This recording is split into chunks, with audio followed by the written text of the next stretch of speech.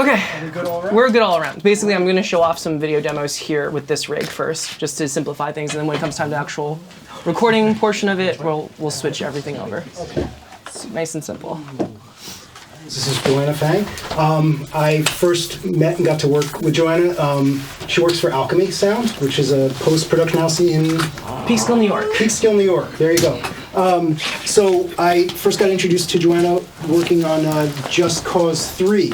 So we hired Alchemy to do the Foley for all the cinematics of Just Cause 3. And Joanna was there, and I immediately recognized that she was very passionate and talented. And they did a great job with the Foley, and Joanna's going to run us through the world of Foley. So yeah, holy shit. So big hand for Joanna. Hi. This is very different. So traditionally I do some form of this, I don't know, we'll call it like a lecture, I guess, on what is Foley, what isn't Foley, and seeing it with your own eyes versus, watching the DVD special features, which I'm sure everyone here has at one point or another watched a DVD special feature of a film and seen like some craggly looking blue collar person like myself, like in a Foley room surrounded by props with pits underneath their feet, thousands of shoes everywhere, just kicking stuff around trying to get great sounds. And I'm here to tell you that that is partially true and that we are like that, but to the degree of which modern sound design, whether it's sound design for films and television shows to video games, still necessitate the need for Foley sound effects to be created and performed to sync to picture. So I'm going to play a quick demo really fast for you guys. This is from a show called Happy on Sci-Fi Channel. This is season 1, episode 5. We're just going to watch what they sent to us insofar as music and dialogue and all those fun things. So please bear and listen to this raw audio with me. When all you do is bring chaos and violence and destruction to everything you touch. Well, that's a little bit of an exaggeration.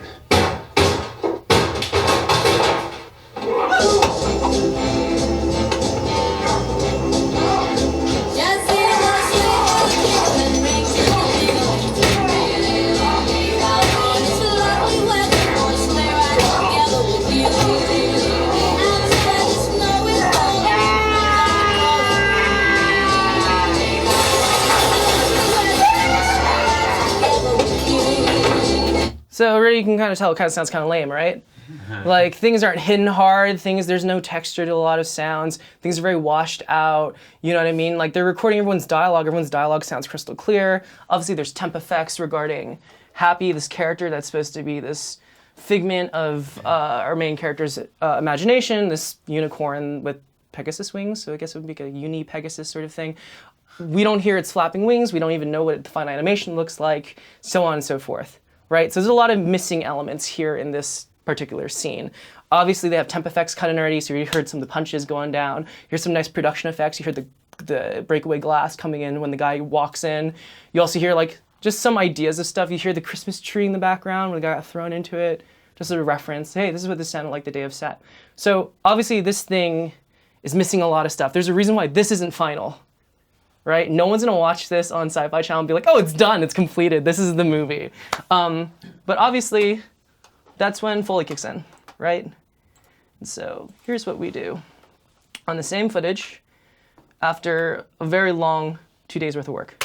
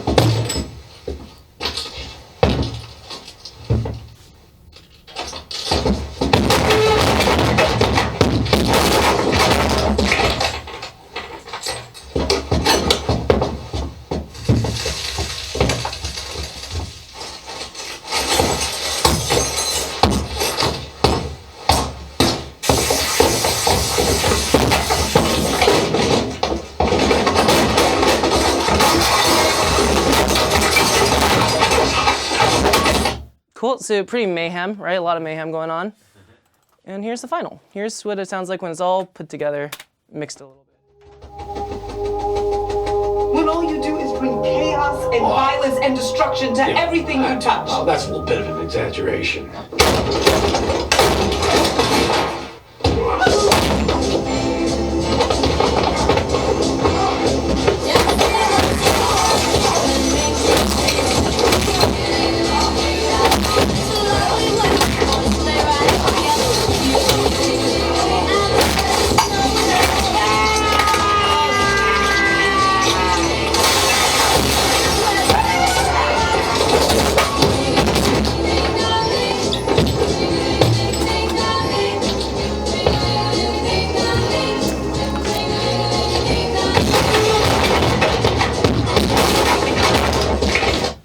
Goes without saying, the scene's like when we're complete now, right?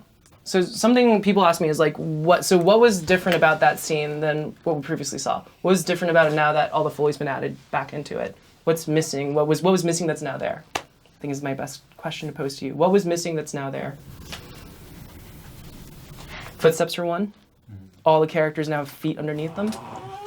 So obviously feet, right? Props. All the prop handling was not there in the initial clip, right? People were grabbing things, hatchets were being thrown, but you couldn't hear them. They had a temp effect when the moment the hatchet like hit, but like nothing else besides that. So we didn't hear the whirl of it. We didn't hear the sound of the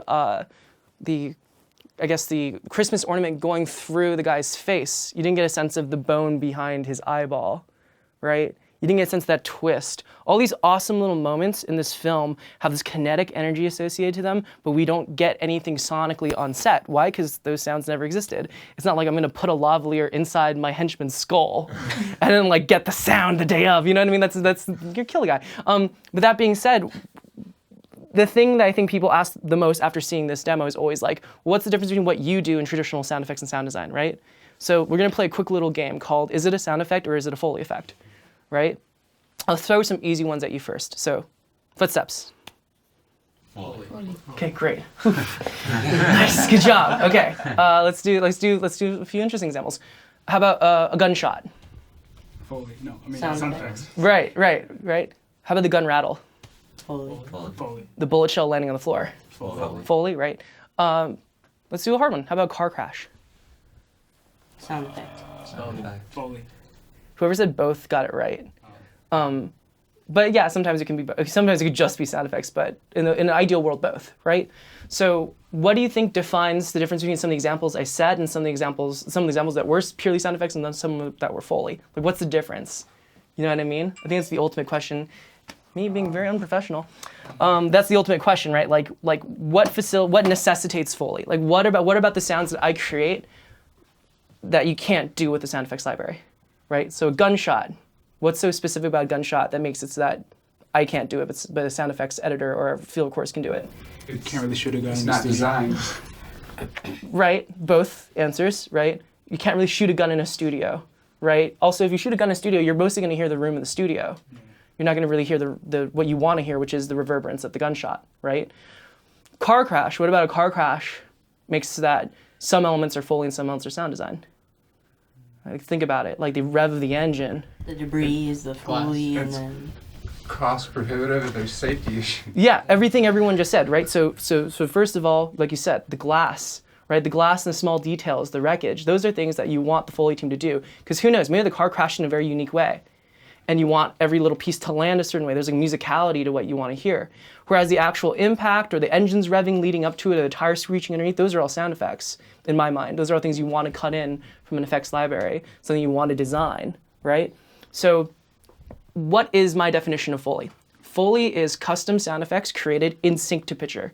There are sound effects that you have to create knowing full well the context of the story, and that at the moment of generation, at the moment of the asset creation, as we all like to say, in like, our 2019 world of asset creation, at the moment of asset creation, its context and performance are already in mind as you create the sound object or file.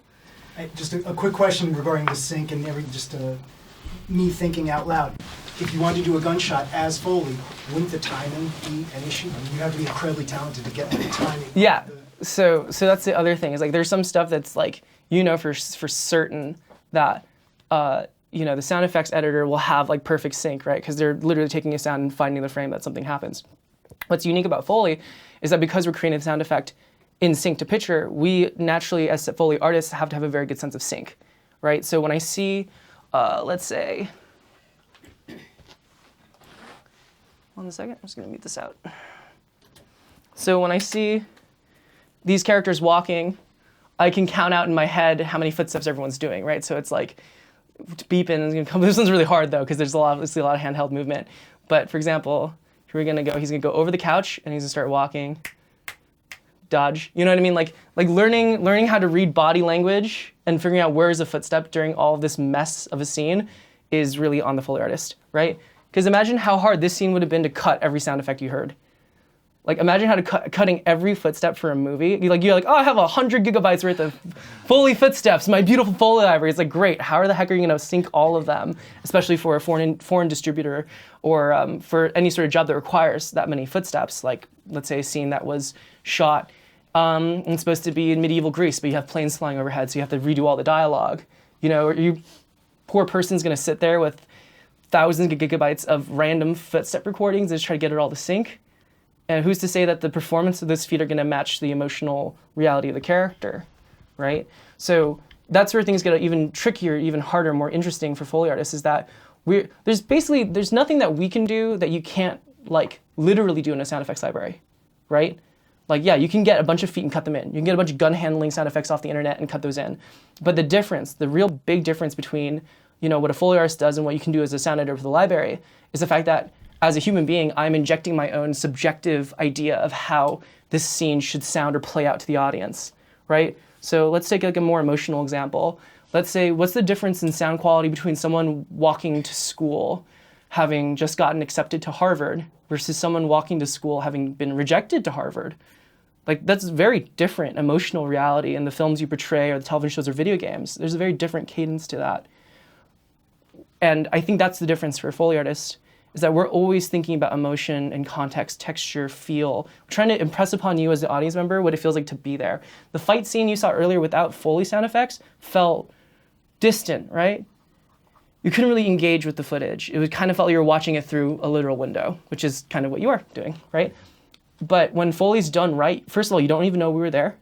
And second of all, you feel like you're a participant in the film, because you're hearing sounds that no one could possibly hear unless they were happening with you as the character. And you're hearing sounds that literally make no sound. So like, for example, go around shaking hands. That really doesn't make a sound. All right, I'm gonna shake everyone's hand and you're gonna hear like 0 sound. All right, how many of you have eagle ear hearing, could hear every single handshake we just did? Good for you, amazing. How many punk rock shows you missed to preserve your beautiful hearing? But you get what I mean. Versus if the two of you were to shake hands. So in real life it makes no sound, right? But in a film world, you can shake hands. You hear that. Right? And like, why is that? That's such an artificial sound, right? It's like an artifice. It's like, why do guns make rattle sounds in movies, but in real life you pick up an M4A1, it doesn't make a single click or noise? Like, the reason why is because you pick up an M4A1 in real life, it's designed to be quiet. Like, I don't think they're equipping US Navy SEALs with like loud noise-making toys as they go sneak into Osama bin Laden's compound. You know what I mean? Like, it's like, if you ever pick up, by the way, if you ever pick up a gun and it sounds like a movie gun, do not fire that thing. It's gonna explode. Like, guns are designed to be tight, designed to be stealth until you pull the trigger for the most part, right? But in a movie or a video game, whenever you pick up a gun, like in Just Cause, you pick up an RPG, you hear like the clatter of the RPG. You equip it, you hear the, you hear the reload sounds, you hear the sound that indicated it's on your shoulder. Like, why is that? Why do we give you these sounds? It's because we want you to feel like you're holding that gun. Anyone here has ever picked up like I don't know, even a pistol, like a 1911, like a 45 caliber pistol, and you press the trigger. Sure, it's a loud bang. You're not really hearing anything else besides the bang. But you feel the slide of the gun going back. You feel the heat coming off the ejector port as the shell goes down. You feel the bullet shell maybe even like raise your arm and like fall to the floor. You hear and you feel all these things. And that's the difference, right? Like, we want to illustrate and make audible the sounds that would translate to you that you felt something, right? So a handshake has a sound. does that make sense? Isn't that weird? You start watching movies and you're like, that doesn't make a sound, but we heard a sound. That doesn't make a sound, but we heard sound. Like watching a movie with me can get really annoying because you'll see me go, yes, like all the time. Because sometimes I'll be watching a movie and I know how hard it is to make a sound for something. And I'm like, yeah. Like, total aside, I was watching Deadpool 2 the other day. There's a scene where he's like tumbling down the mountain and his head hits a rock. And it was clearly Foley. Like it was like, sure there was effects that were used for it, but they definitely had the Foley artists do a pass of like, celery or like lasagna. But even though knowing full well what they used, I was definitely going like, yes, like nailing it, killing it, bros. But basically, we create these sound effects and we've always been creating them. So just for some background, anyone here know why Foley's called Foley? Like why the heck does the creation and performance of sound effects to screen, to picture is called Foley? I don't remember the guy's first name, but I think his last name is Foley. Yeah. So there's this guy, Jack Foley, right? Showboat, 1929. Yes. So basically, here's the interesting thing about Jack Foley. Basically, way back in the day, let's start even earlier. Let's start back in the age of like silent film, vaudeville era, like Depression era film. A lot of the big picture houses, when they play back films, they would have like a live orchestra there creating all the music live. So if you go far back enough, you can actually find silent films that come with scores. People wrote scores and delivered them with the film so that potentially someone could read the score and perform the music to the film. Kind of a luxury, but there's historical precedent of that happening. Or improvise off the theme. Or improvise off themes, they'll give you a scene count and all that stuff. It was kind of assumed that like you don't want to just sit there. Can you imagine how awkward it is to get into a Depression era theater in like the 20s or 30s and they're just playing a movie and like that's it? Like there had to be more than that. There definitely had to be more than that. And we all know that there must have been some form of musical element. Included in some of those original accompaniments to films, you'll actually see sound effects notated out for the instrumentalist or the piano player or the orchestra to perform a sound effect to match screen. That's a historical precedent. So the idea of creating a sound effect to match what you see on picture, even performed live, has always existed in the entire history of cinema. But the difference really was when Jack Foley came around in 1929 with Showboat. And there was one more film he did in 28 that was kind of like a demo for Showboat. What it was is that they realized when they were in the midst of producing the soundtrack for Showboat, I'm gonna say Showboat a lot. Showboat. So in the production of that movie, they realized, crap, Jazz Singer's coming out. It has sync sound effects in it, occasional little bursts of it. It has occasional bursts of audio. You hear Al Jolson singing. We're about to release a movie that is based on a book that is really popular right now because of a musical. Crap, we need to create sound effects and sound assets for this movie. So in the very last second, Showboat became like the first Fix It in the Mix movie. It became like the first like Suicide Squad, we need to re-edit the whole picture deal. Like that's Showboat for me. Showboat was basically them going, we have to out-gimmick Jazz Singer. What the heck can we do? So what they decided to do was they decided to present the film as it was shot, as it was conceived, but in the beginning include musical numbers from the original production of Showboat to prelude the whole film, and then they decided to add a little bit of a soundtrack to it. So they added sound effects, and the reason why they were able to do that was because they put a big ad out and said, hey, we need radio sound men, anyone who has experience in radio, to come in and create sound effects for our movie. And when they recorded the sound effects for the movie, they recorded it in the same room. So you would have your orchestra, you'd be the orchestra. And meanwhile, this guy, this braggart, this entrepreneur, this Jack Foley guy showed up and was like, I've run a radio network, I know what this is all about. You four guys, you're with me. I'm like, oh, okay, holy shit. And before you know it, they had all the orchestra over here, and they had all these sound folks over here who are all radio people creating live sound effects, all to single track mono tape. If they messed up, it was over. Take it back to the top, we're reshooting the whole freaking thing, right? So they rehearsed it to a T, and then they recorded it and they put it on. It's all mixed down on like a 3-track machine onto 1-track optical. I think that was how it was done back then. There was no magnetic tape. There was no magnetic tape. It wasn't even tape. It was just optical film. Optical film. So basically, that was how the history of Foley begins. It's with a whole bunch of dudes being led by Jack Foley, creating sound effects live to picture. They had to have good sync. They had to impressionistically create sounds because they were working in a small space. So they didn't, well, not small space, but they weren't working in a way so they could get a real horse in there to do all the horse footsteps when the horse shows up on Showboat. You know what I mean? They had to be creative and come up with ways to tell the story with sounds that were plausibly believable, that when you watch the film, you go, that's the sound right there. And that has stayed the same since 1929, right? Obviously, you have changes in technology, you have digital audio, you have editable magnetic tape, you have 35 millimeter film sound tape, which you could edit to 4perf. Like, you had all these different ways that the technological fidelity of recording sound effects got better and better and better, right? Nowadays, each and every one of you has probably a smartphone in your pocket that has a better A to D and D to A than most people had in large computer systems in 1995, I don't even remember when the first Sound Tools was released. Not that I'm that old, but like, whoa, that's messed up that I said that. No, but I'm trying to say is I'm fairly young, so the whole working on mag thing is not in my wheelhouse. I am definitely a millennial. Like, I do not remember the days of recording tape as much as I'm able to discuss it. But nowadays, you have more recording capability in your phone than most people had in entire recording studios, right? We all know this. So with that being said, Foley's still around. You know what I mean? I can go around this entire campus and record every single door and have like the NYU library of doors. But I don't think all that data generation would actually help me tell a better story, right? That's just assets I can maybe deploy on the next film I'm working on if I were a sound effects editor. But rather, I'm a Foley artist, which means that I create sound effects in sync to picture. I create them usually in a studio. And if I'm not in a studio, if I have to create a sound effect in the field or in a house or somewhere else, I would have to have the film with me.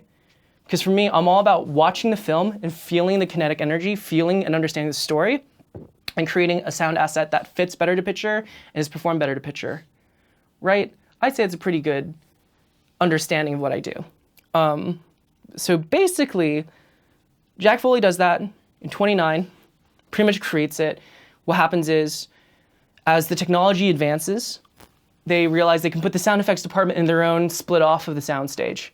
And before you knew it, they started calling that side of his stage Foley's stage. So when RKO decided to make their own post-production facility for their own motion pictures, their own television shows, they're like, we need to have a Foley stage. And then the name stuck. It's because this one guy who was like really talented, who was a leader in this industry and this creation of sync to sound, or sound, how do we call them back then? We called them like direct to sync sound effects. That's what we called them, because you would perform them directly to sync. Everyone's getting quizzed on this later, or else we're not going to feed you. That being said, just kidding, there's no food. But that being said, he pretty much pioneered this whole genre of sound effect, right? And people, as tape got smaller, as the recording technologies got smaller, people started going around recording everything they can find their hands on.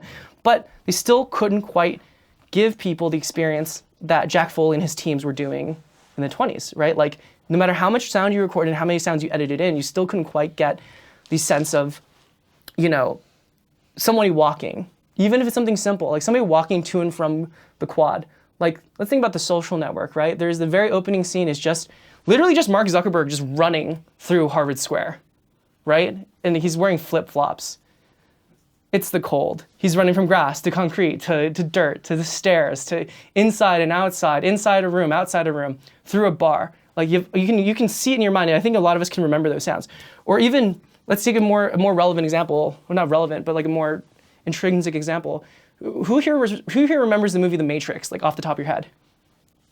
Surprisingly good amount of you. I'm really happy for that. Do you remember the scene where Morpheus offers Neo the red and blue pill? Mm-hmm. Do you remember the thing he's toying with before he gives it to Neo? He's holding this little metal case, and inside it's a pill case. He opens it and he has the two pills and he presents them to Neo, who then reaches out and grabs the pill. That moment for me is so crucial for Foley because I remember the sound of that little pill bottle, right? And that's not something you would intuit, that's not something you would just be like, pill bottle needs sound effects, put the pill bottle sound effect, let's go check our pill bottle sound effect library and go find the pill bottle sound effect. You know what I mean? Like, that's not feasible. Whereas in that case, the Foley artists on that job, John Rush and Alison D. Moore, they watched the movie. They felt like that scene needed that little bit of extra dramatic pull to get you to focus on the pill bottle. So they decided, let's create a sound for that. And let's move it with Morpheus' hand so it makes plausible, like sync. It's plausible that thing makes sound. And when it clicks it open and presents the pills, let's get the sound of the pills coming out. Let's get the sound of Neo's hand touching the pill and rolling it off the hand. These are all things that Foley artists think about. I'm constantly looking at people's body language and determining how I would characterize the sounds that orchestrate or arrange their life. So you're holding your arm like this. We call that a self-hug. You know what I mean? Like body language. Now everyone's looking at him. Now everyone's like, oh shit, am I doing it too? But basically what a really good full artist does in a lot of ways is we watch a scene, we watch the context of the story, we figure out what the basic plot line is for a story, what the characters are going through, and then we execute, right? So we do all the feet. So typically in a Foley station, what we do, I'm getting ahead of myself. I don't know why I'm talking so fast. In a typical Foley session, we start by rustling down the entire film. What that means is we're literally going to watch the scene and create just some generic cloth movement for it, which you think you can hear right before shit hits the fan.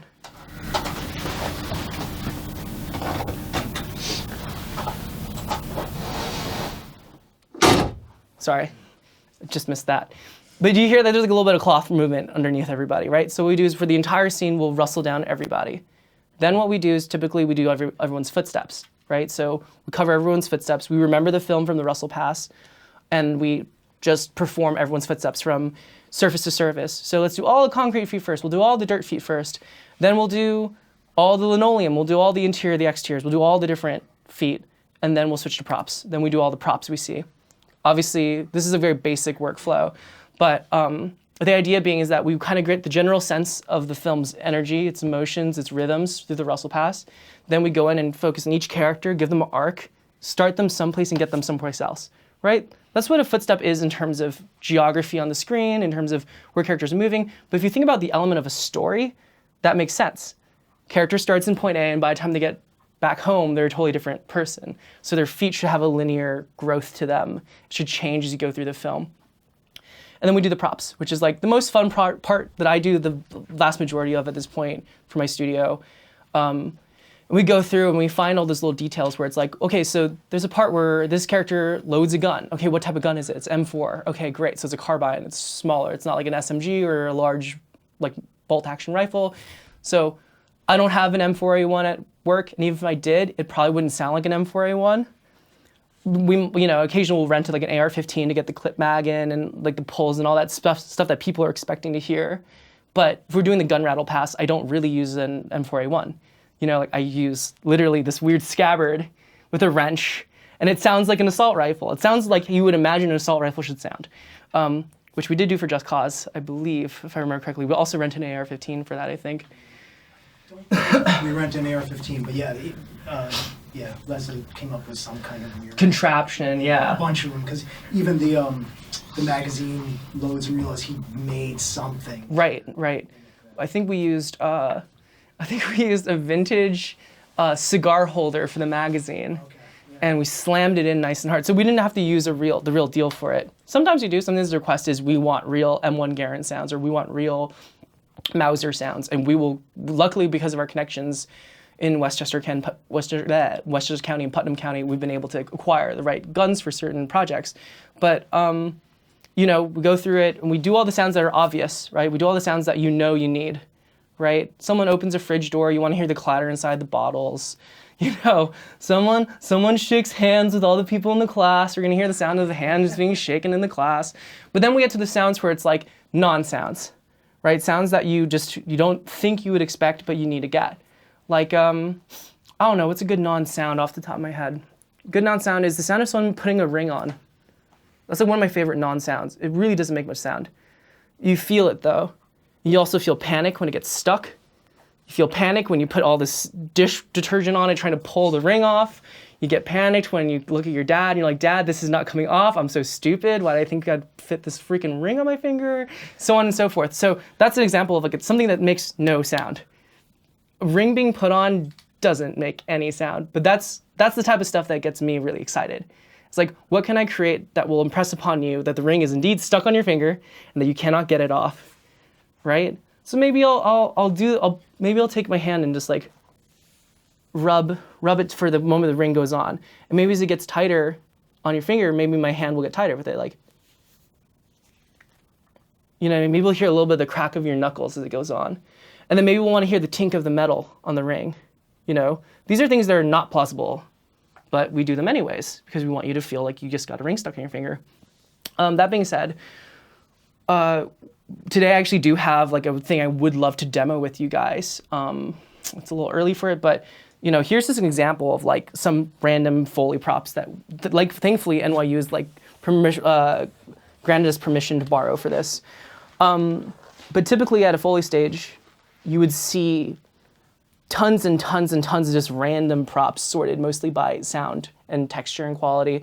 At our Foley stage at Alchemy, we have maybe like 9 or 10 different types of pits. So we have pits that are built in the ground that are loaded with surface material and concrete and all that jazz. So this is a dirt pit. Obviously, it's loaded with paver's base, so it's a little noxious, but don't worry. A little bit of exposure never killed somebody. I don't think so. And then obviously on top of that, we have pits and we have props. We have loads and loads of props. We have tons of bins loaded with various different things. So, this is just a good example, clothing and, kitchenery and all that fun jazz. And what we'll do when we work on a movie is that somebody's job is to go in and cue the film. So what that means is that they're going to watch the movie down and they're going to figure out, okay, we only have 3 days to do one episode of this TV show. So what do we need? Like what's absolutely necessary to tell the story and accomplish the director's goals and accomplish the distributor's goals? Because remember, nowadays, we're making sound effects for a foreign audience too, right? So like if something sounds good in production, like something was captured pretty well on set, we asked ourselves, is it clean enough so that when they edit together, the foreign distribution, they get to keep that sound, right? If someone closes a door and there's no dialogue on top of it, they're gonna try to keep it, right? But if they close the door and like somebody's talking on top of it, like explaining, look, this door's so broken, listen to it close, that necessitates Foley to have to recreate the sound of that door. So half our job is forensic. It's listening to stuff and then trying to recreate a plausible substitution for it. But the other end of our job is storytelling. So it's like, well, is the movie about the door? Yeah. Okay, so then we'll have to do the door sound. Is there a gag or a joke associated with the door? Yeah. Okay, so let's set it up and pay it off, right? And then the final question is, are they talking on top of the sound of the door? Yeah. Okay, then we have to do it so that way when viewers watch the show in Chinese, they can hear the door close properly. So that's why so someone's job is to sit there and pick and choose our battles. They're called Foley editors. They cue the film. That's what it's called. It's called Foley cueing. They're queuing up when we need to create a sound effect or an asset to tell the story. Then they send it over to me and my mixer, Kanter. In this case today we have Dow, who's going to be our engineer for a little bit of this portion of this demo. 1 second, I'm going to switch over. Can you talk to us real quick, Dow? Yep, I'm right here. Hey, how's it going? Good. Now you got the picture, good. Yeah, there we go. And so, obviously, someone like Dow and I will look at the cues, and we'll start going after the Russell pass and the footsteps and the props and so have you. So we'll record all that, and Dow will also be taking the mic signal and making it quieter, softer, doing EQs with it live while I perform, so as to create like a more three-dimensional sound that goes to mix better, sooner, faster, harder, better, faster, stronger. And then what happens is we send it back to our Foley editor who listens to it and goes, you assholes, I wanted this to sound creakier, you know what I mean? Or like, you guys, this doesn't even remotely sync. This is terrible, we need to shoot it again. And their job's to QC everything we do. If I shot something and I got super close to sync, like I'm a human being, so I can get anywhere from, I'm usually within sync by 3 to 6 frames. I'll put it that way. Their job is to go in there and make sure my footsteps are tight and that they're locked in properly. Even if, let's say I was having a funny day and so I'm like walking a little bit slower than the character is actually walking. Their job's to go in and make sure I'm super, super tight. And their job's also to listen back to what's recorded already and make sure that our Foleys are locked in on top of it. So if you're listening to a movie where, let's say a character's wearing high heels, and on set you can hear her high heels walking around, then when I re-record the Foley, we're gonna have to make sure that the Foley performances are lined up with what was recorded on set, right? That kind of makes sense. So that way when you hear, Demi Moore walking down a hallway, it doesn't sound like she has 4 feet. She has 2. You hear 1 for 1. And then after that, it gets shipped over to a re-recording mixer who then, with the supervised sound editor, makes sure that the whole thing's one comprehensive sound effect, sound design, and then there we go, the movie's done, right? Or so we think. It conforms and all that fun jazz. But yeah, basically that's the rundown for most narrative film. That's a rundown even for certain interactive things. Like I've done a lot of 360 work recently where we're creating sound effects and we're trying to cover everyone in the video field. And then obviously it goes into a procedural, they mix it in their ideal environment and then it goes, they do a procedural mix. So that way certain elements change as you move your head around, stuff like that. And then for Just Cause 3, it was also a little different. Like we did all the cinematics as if they were short films, right? So we shot them as if we do traditional cinema. And then Jason gave us video footage of the main character, Rico, running, jumping, using the grappling hook, all the actions the character would do. And then we would create not one performance for it, but several, right? So Rico's jumping animation, there's only it's 3 or 4 different jumping animations for Rico or landings? It's really just one. I mean, it's going to be one, but we want that variety so you're not hearing the same exact, foot impact every time he lands. Right. So then what happened was Les and I basically tried to create multiple performances for the animation. So even though we know Rico is landing on concrete, we'll create 6 iterations of it. So that way when Jason loads it up, every time you jump and land, even though it's the same animation, this is something really important you taught me actually, was that sometimes the eye follows the ear, not the other way around, right? So you're jumping the character and it's the same animation, but because you're hearing different iterations of the landing, your brain tricks you into thinking that that's multiple animations. Typically, as a Foley artist for narrative film, we think the opposite way. We think the ear follows the eye, right? And that's why sometimes you get away with stuff not being quite in sync.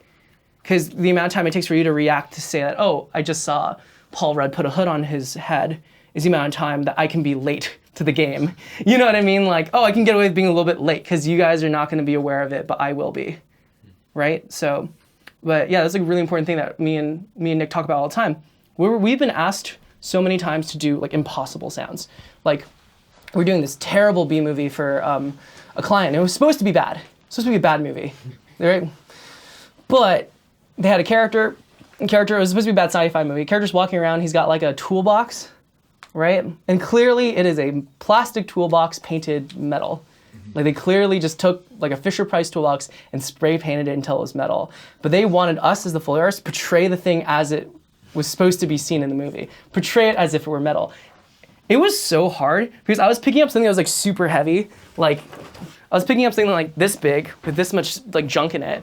And the character on screen is doing this. He's flinging his arm everywhere and everything's fine and dandy. Literally is a prop that has no weight. But they wanted, the Foley team, they wanted us to portray it as if it was full of weight. So I have to create an impossible performance. I have to plausibly create enough heft in it, even though the character on screen clearly gives no shits about how heavy or soft it is. You know what I mean? So poor me is going there trying to do all this stuff, and that's part of the job. You have to defy literal physics a lot. So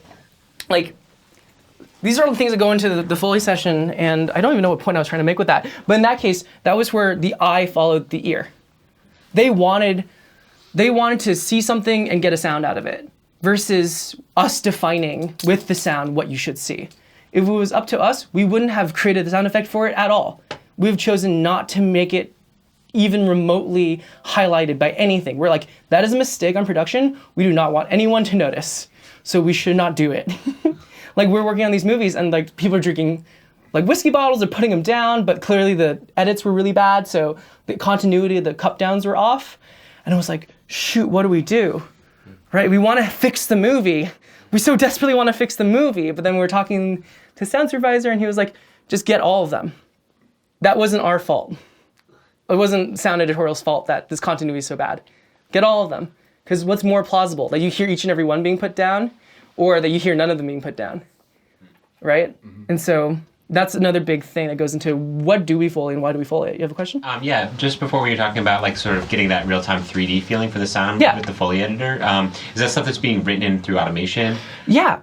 So you can adjust it after the fact. So something that's really important about Foley is that we print all of our automation directly to the mono asset. Mm-hmm. Because so what it is that unless it's a video game like Just Cause where everything's being recorded at an average mic distance and there are no fader moves because obviously the engine's going to provide all the leveling and Jason's team will also provide relative levels and create that as an engine base. Mm-hmm. When it comes to feature films and television shows, the idea is that we want to create Foley that sounds as close to final mix as possible. Because I were to create like a sound effect, and I was just like, it's fine. They're gonna add some low end on it. It's totally gonna work. And then they go to mix, and they try adding low end to it, and it doesn't work.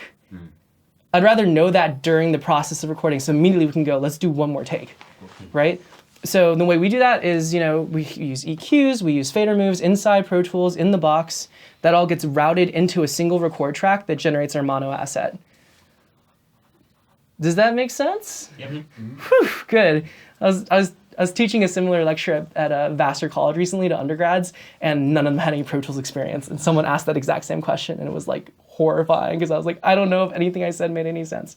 But Just a quick question to go back to the QC director, you said? yeah, Sorry, the Foley editor. Yeah, Foley editor. So Foley editor. So if you have ever had an off day and the Foley editor said something back says, everything's, Bad. 6 frames late or something. Right. Would you ever, and you felt the overall performances were good, they were just a little bit out of sync, would you ever go back in the box and just kind of...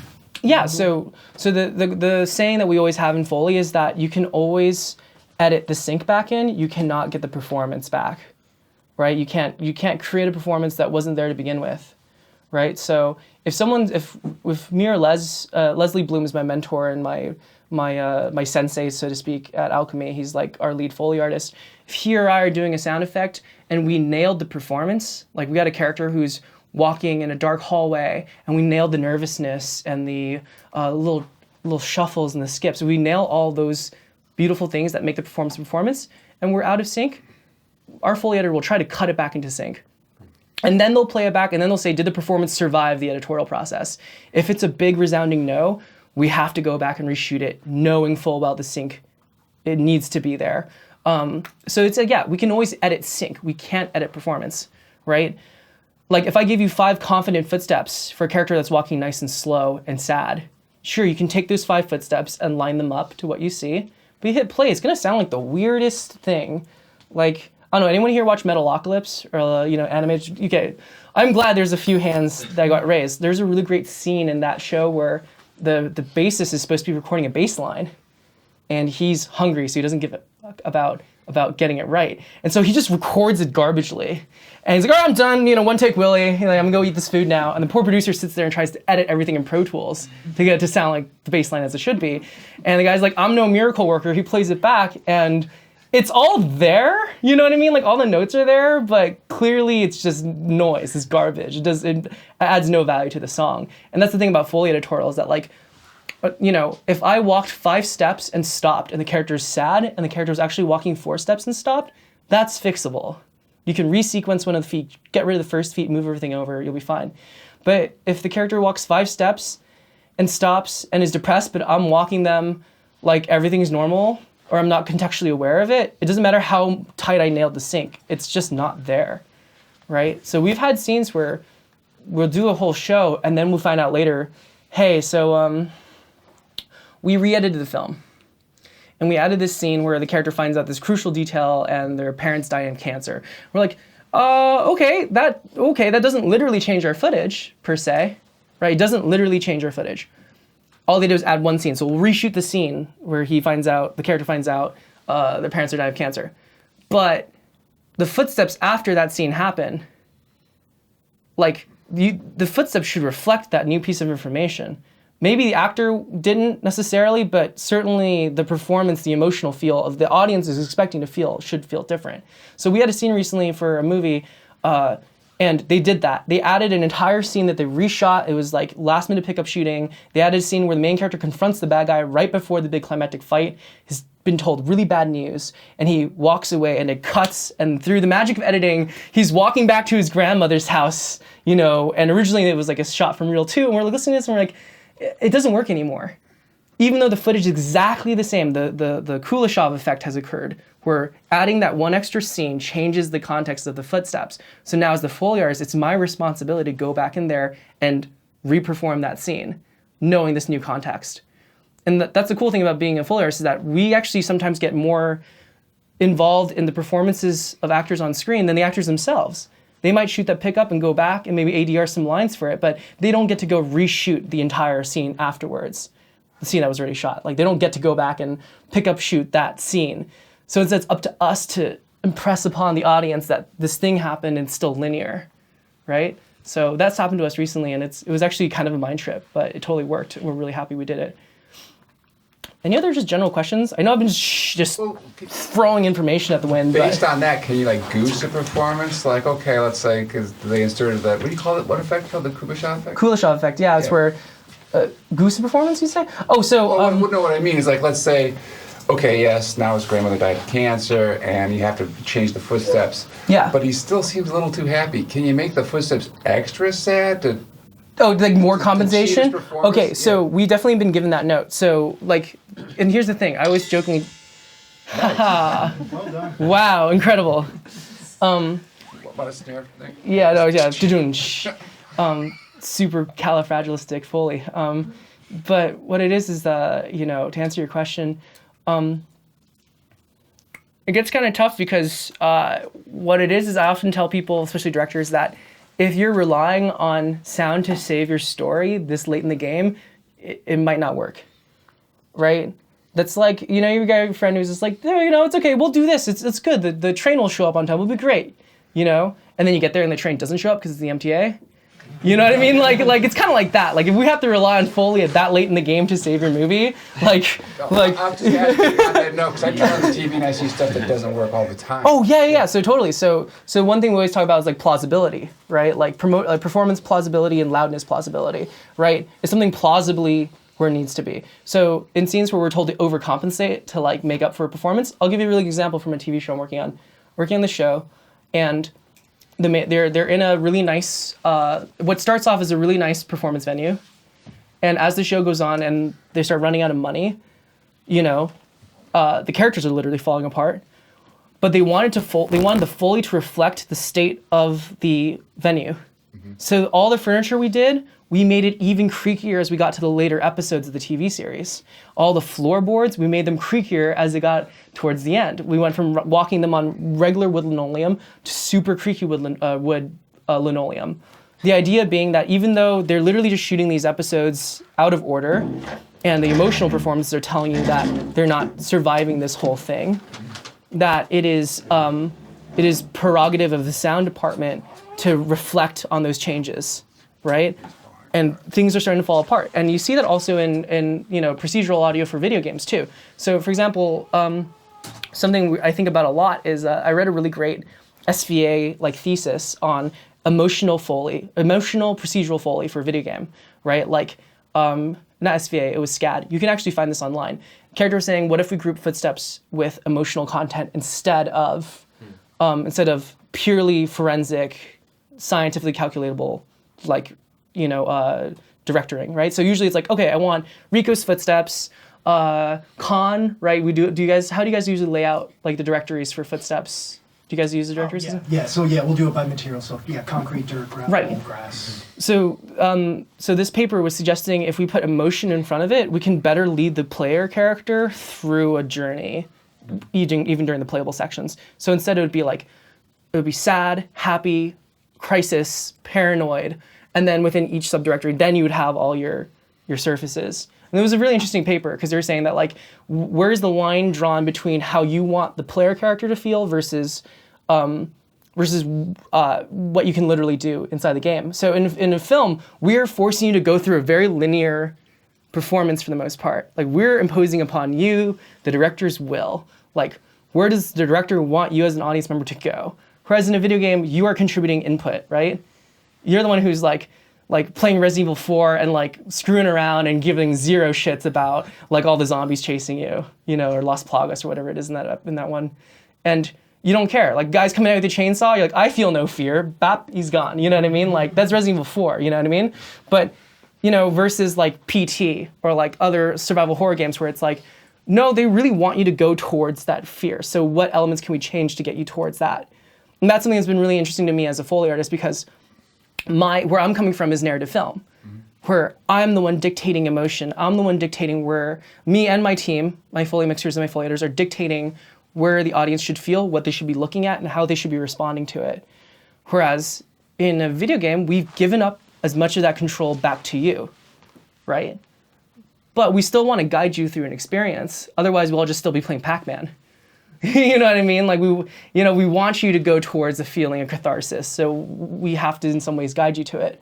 But yeah, that was a very long-winded answer to your question. But in terms of overcompensating to make an effect, we do it all the time. You know, especially with ADR, where they're replacing a character's performance verbally, vocally. In which case, if something's happening off screen, we have to provide a plausible sound happening off screen. So here's a great example. If you see someone leaving a room and closing the door behind them, and you hear a toilet flush, like what does that tell you about what they just did? Right? It recontextualizes everything about what they just did. It tells you what the room was behind them. It tells you why they look funny when they walk back to the chair. You know, maybe what they're whispering to their friend, like, don't go in there. You know what I mean? Like, so that's the magic of Foley, because for me as a Foley artist, knowing that's like, okay, so then we need to have the footsteps have like a paranoia to them. You know, when he sits down, it should be a little extra creaky, get your attention to listen in. And when he leans in, we'll get the rustle of him rustling in, and then we'll have the line, don't go in there. You know what I mean? So we do it all the time. We're always subtly emotionally manipulating you guys. And that's the thing, everyone thinks it's forensic realism. It's not. Like, it really isn't. You know what I mean? It's all me subjectively trying to guide you towards what the director wants you to feel. And you would think that doesn't make any sense, but we'll quickly show you with this example. I mean, how are we on time? Good. We got a little over an hour. Cool, great. So we're gonna show you something really quick. So this is a movie there's a TV show called Wet Hot American Summer, First Day of Camp. Or no, my bad, 10 years later. Didn't do First Day of Camp, 10 years later. So in this scene, basically, Paul Rudd's character's name's Andy, that's Deegs.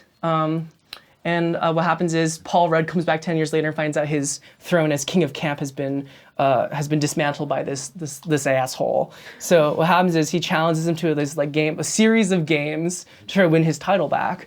That being said, let's just hit play on this clip really fast. On fire! Each of our combatants will be lit on fire and they will walk as fast as they can before being overcome by flames. As the score is tied, whoever wins this will be crowned King of Camp. Begin!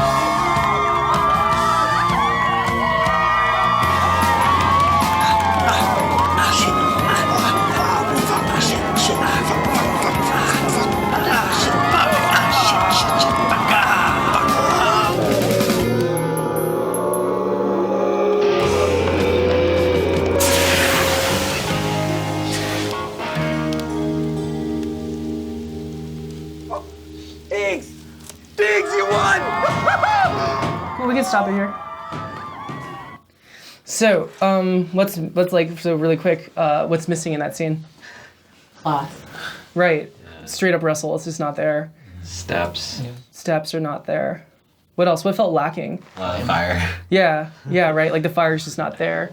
The kids in the background, they're cheering, but obviously the production sound mixer on set was like, don't hit those sticks, they'll ruin your cheering. So just pretend. You watch that little section in slow-mo, you can see no one's actually hitting their sticks. And what else is missing in this moment? Breathing? Ignition? Both of those are missing, right? So the breathing's missing and the ignition of the fire is missing, right? So what it is that the breathing, it's missing because obviously the two guys who are running are not the actual characters. They've actually probably brought in stunt people, lit them on fire and had them run. And you can hear they had the fake ADR going underneath it. Like the picture editor's probably sitting there, picture editing this and being like, oh crap, but we need some temp here to get a sense of if it's gonna be funny or not. Fuck, shit, fuck. Okay, cool, done, we're good, that's it, perfect, done. But they're obviously gonna bring in Paul Rudd to replace that momentarily. Also, sorry you're hearing a little bit of myself in the speakers. It's just because of the weird technical parts of this room. You'll be hearing everything from this mic in here, so it'll be cool. Don't worry, we'll make it work. It's a shotgun mic, so the feedback's not that bad, if at all. So obviously those things are missing. What else is missing? I'd say there's just a general sense of catharsis that I think is missing. And I'm not saying that as a pretentious like D-bag. I mean that. They lit themselves on fire to run across and see who can get to the end of who can finish the race. But there's no. They should also probably have an effect for the measuring tape. Yeah, right. Like everything do you notice that? So you guys noticed everything, the music is going and they're running and they're saying shit, fuck. And obviously when you want to redo the footsteps and the fire and all that stuff, but when he falls over and all the music comes down and you get this freaking close-up of the tape measure going across and landing on the grass and then zipping up followed by, Deegs, you won. Like that whole section there, you couldn't hear the measuring tape. You couldn't hear what you saw on picture. And that's not a matter of we're not playing back loud enough. It's a matter of it's just not there. That measuring tape did not have like a lavalier mic attached to it. Like you're like, oh no, we have to wire the measuring tape, boys. You know, put a Sennheiser on it. Like they definitely didn't do that. You know, so you're missing the sense of that. And as a result, you're missing as an audience member. You don't feel like you're on fire. You don't feel any sense of tension. You don't feel any sense of any of that. And when they fall over and you get all the music coming down, you don't get a sense of accomplishment. You don't get a sense of the silence. So that's the thing. I always tell people, they think about it forensically, like what am I missing? But also think about it emotionally. What do you expect to hear? And what are you not hearing? You know, so I think that's the big thing. It's not just Foley science and Foley recording or engineering. I hate that word engineering because it's like, I know amazing Foley mixers who do not know that much about, you know, preamps. Like I know great Foley mixers who are like, yeah, it's a loud preamp. We'll just use what we got. You know what I mean? They're not sitting there being like, I need an SSL compressor with this SSL bus. You know, we don't get those engineers anymore. Like what we do get are mixers, people who care about story and perspective and weight. And they talk to me when I get a really good Foley engineer. They don't talk to me in numbers. They talk to me in feels and textures. Fang, let's go again. That was missing some gravitas. Let's go again. That was missing some texture. I don't ever hear, let's go again, the 2K and the sand is really not doing it for me. Let's amp up the 2K. Like I don't hear anyone say that. You know what I mean? I don't hear an engineer say, that was great, but there was 34 and a half steps, but you only hit 32. Like instead I hear, Fang, that was great, the sync needs to be better, go again. Or, Fang, that was great, but can we get more bite out of that? Like you hear people using those descriptions because they want to get you to feel something. Not because they want to achieve some like technical idea, some like perfect like, you know, philosophical perfection of Foley. Like, no, they wanted to get it to work as art. So they're mixers, they're not engineers. And they're just as much artists as I am or as my editor is. All that being said, a lot of stuff missing. So let's go through and let me go through and actually show you guys how we would shoot the scene. So we would do the rustle pass. I would sit there with all my clothing and rustle it all down. But for the essence of time, I'm going to show you guys how I would do at least the clothing and footsteps for Paul Rudd's character, okay? I'm wondering, for rustle passes, are you doing it per character and just doing a pass per character? So this is a really interesting misconception is that we do a full rustle pass per character per scene, right? Because the idea makes sense. Yeah, we want to get everyone, so in case someone has to be brought in for ADR, we can cover them specifically. But usually what more than often happens is that our general rustle pass is generic, and it's we're jumping around. We're kind of using our own judgment as an audience member to figure out where needs rustle when. So if she's talking and she's main screening, I'm gonna stick to her. Because if anyone needs dialogue replacement, it's gonna be her, right? But if all of a sudden she walks away, the camera pulls focus to Paul Rudd turning to look at Deegs and Deegs turning to look at Paul Rudd, then I will just generally flow from character to character. So my general rustle pass in a linear film will be non-character specific. However, if someone's wearing a leather jacket, that's where things get interesting. Because then I actually have to do split out. So if you were in my movie and you were like, oh, hey guys, what's up? And you walk away, I'd be like, that bastard. Now we have to spend another 30 seconds getting his leather jacket and his footsteps. You know what I mean? Like that's so that we would go in and do that. So, you know, if let's say your necklace made a really distinct jingling sound, maybe it doesn't, but let's say maybe the movie needs it to. Like that's your grandmother's necklace. She gave it to you. Like we're gonna have to go in and add that when she's walking around. But we usually do that after the rustle pass. So I'll show you an example of something that we would do instead of a rustle pass to cover this character here, right? Because there's general rustle, which is person to person, just general use for ADR, for replacing dialogue. And then there's specific props. So watching this sequence, we didn't get any clothing for anybody, but specifically we didn't get the sound of his hood being put on.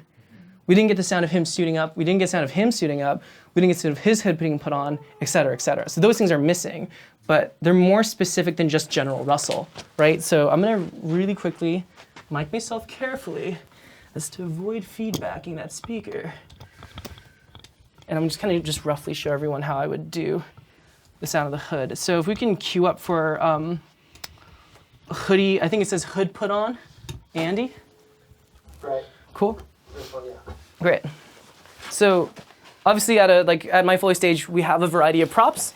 And go through and try to like pick the one I think is the most adequate for this particular moment. So I'd say generic cloth. Like it's pretty generic cloth. It's cotton probably.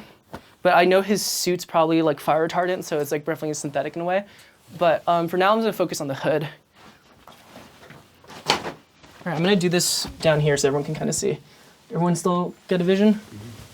Okay, cool. So let's do his hood being put on.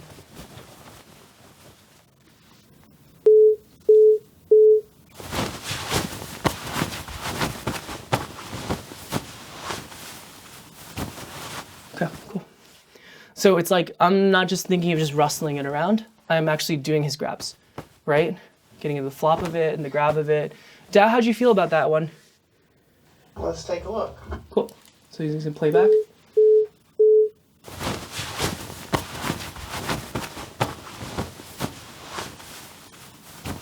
That was okay. I think I was late on that second little moment. Let me just get one more.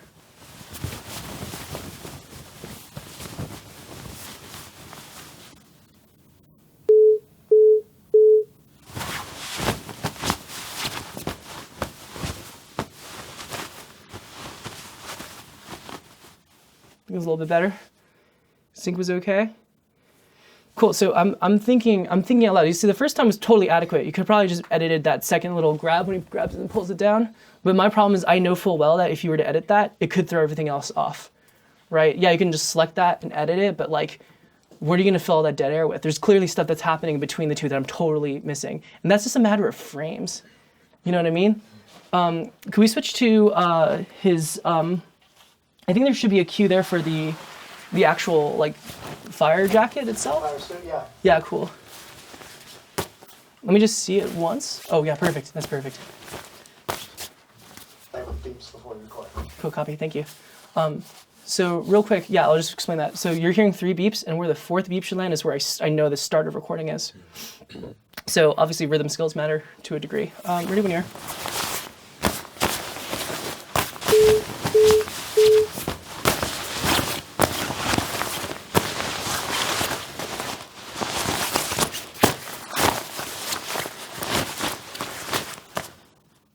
That felt pretty good.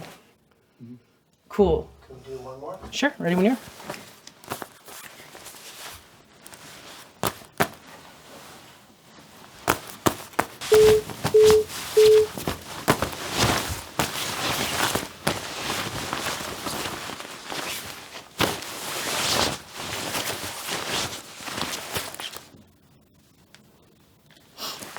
So I'm trying to make sure I'm also getting the grab. So I'm not just getting the whirling, but like he grabbed the shoulder, grabbed the other shoulder. I want to make sure I get all that detail in there. I think there's one more little element missing. Zipper. Yeah, so see how we're also splitting stuff out. So we're splitting stuff out by texture materials and also by mic setups. Like miking a zipper is different than miking the miking cloth. EQing a zipper is different than EQing cloth. Luckily, this suit comes with its own zipper, but let's say the zipper doesn't work out, you can always go find another zipper. Like, prop continuity is only as important as the movie needs it to be, right? So if I'm using a zipper from one jacket to cheat the sound of a zipper on another, that's awesome. That's what they pay us the big bucks to do, you know what I mean? Like, cool. Ready when you are? This is for Andy. And there's another one after if you want to try to do it too. Okay, cool. We'll split that one out so that way someone else can participate on that zipper sound. Cool. Ready when you are? Messed up. 1 second, resetting. Pretty cool sound though. Let's just reset. The other thing I tell people when you shoot Foley is get comfortable with the prop you're using. Chances are, it's like Murphy's Law. Like, what can go wrong will go wrong with your prop. So just relax. It's like, here's the cool thing about Foley. When they present this TV show, there isn't going to be a picture-in-picture of me fucking up all the cues. You know what I mean? Like, there isn't going to be like a cool behind the scenes, like, let's see how many times Joanna screwed up the zipper. Like, your audience will only really watch your TV show or play your video game like once. DVD extras. DVD extras, picture-in-picture mode, watch Joanna. No, that would be hours of footage of just me screwing up. But admittingly so, like, I'm only human. You know what I mean? So I'll mess up a lot. And that's the thing about Foley artists. We all have kind of like pretty thick skin when it comes to screwing up. And sometimes it's not even our fault. It's just like the way things are, you know? So I tell people, it's like the audience will only watch your movie once. Therefore, if it distracts or pulls you out of the film, you done goofed. You know what I mean? Like, our job is to make it feel like everything's coming from the same world of the film. I'm ready for the zipper.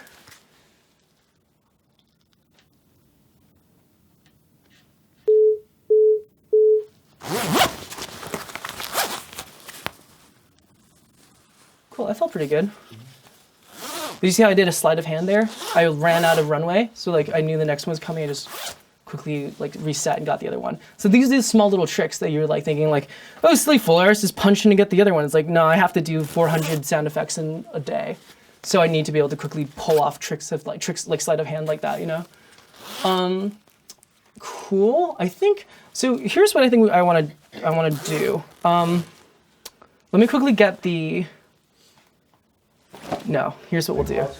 Here's what, maybe not, because I wanna throw people on this right now, actually. Who wants to try this? Like right here, right now. All right, cool. Can we load up Deeg's hoodie being put on? Or Deeg's hood being put on? It's the character on the right. So I did blue, right? So if you can handle character on the right, red. So we're gonna walk through it. If you want to, you can do it standing up. Cool. I'm gonna remic it for your height. Watch your ears, Dow. Sorry, mic moves. I always call them mic moves before I do anything with my engineer because they might be gaining up, and I don't want to kill my poor dude who has to listen to me rant about Foley. Mic moves. Cool. Mic set. Can you play around with it? Get used to the prop first. Cool. And try grabs too, just as important, right? And can we, real quick, before we actually do a record pass, can you just play back Deeg's performance here? So just watch it and try to, oh, before you hit play, everyone try to imagine what you expect to hear if you saw this. I'm sorry for anyone who can't see. Let me just, let's actually, yeah, how is best? Actually, I got it. Can you stand like right here? And I'll just move the mic to you. Sorry, camera guy behind. Cool, great. So now, everyone can you still see? Everyone can still see? Great, awesome. Everyone's ear. Just imagine your head what it should sound like first.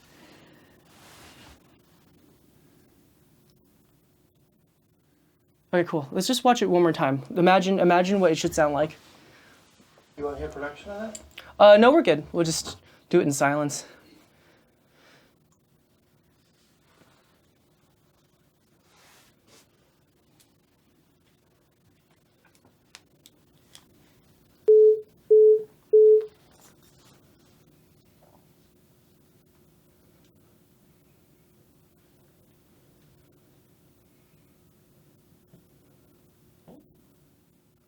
Cool. Does everyone kind of have an idea of what that should sound like?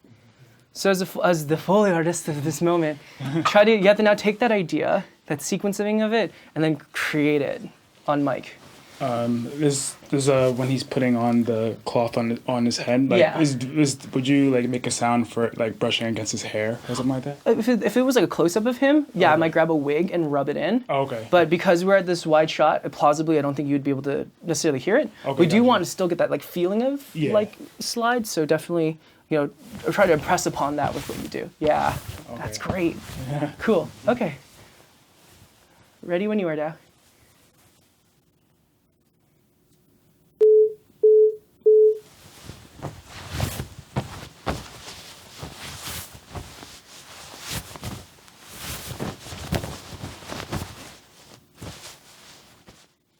Dude, that was like really fantastic, by the way. Yeah. Get out of here before you take my job. Oh my God, that was great. Yeah. Right? See, this is the thing I always tell people. You should, as a Foley artist, I don't spend a million hours like just trying over and over again. Instead, I like to think about things, watch it without hearing it. So at least you have an idea of where it should go, right? And then once you have an idea of where it should go, play with what you have and see where are all the sounds you imagine here. How do you get them with this, right? Let's have someone shoot the fire jacket for Deeks. Would anyone want to give that a try? I'll try it. You'll try it? Great. Oh, sorry, watch yours. So don't worry about that zipper. Don't even worry about trying to snag it. Okay. So instead, just go after the grabs and like the pulls, you know what I mean? Yeah. You don't notice how right now, I'm sorry, what's your name? Dane. Dane, and you're Josie, right? Josie, yeah. So Dane and Josie are not putting on the actual thing. We're just holding what we need to create the sound. Does that make sense? Great, because I think the misconception people have is that when I do footsteps for like a soldier, I'm gonna get completely suited up. There's like one guy who does it that way. He's really good at doing it that way, but and he's like old school. But like, on the other hand, when I have to do like a doctor's footsteps, I don't like put on the doctor's clothing and put on the stethoscope and like read Grey's Anatomy for like 100 days and then go like, I'm ready for this role. Like that's not me. We don't method Foley it, yeah. But yeah, Dow, can we watch the cue once really quick before we shoot it? Right. Cool.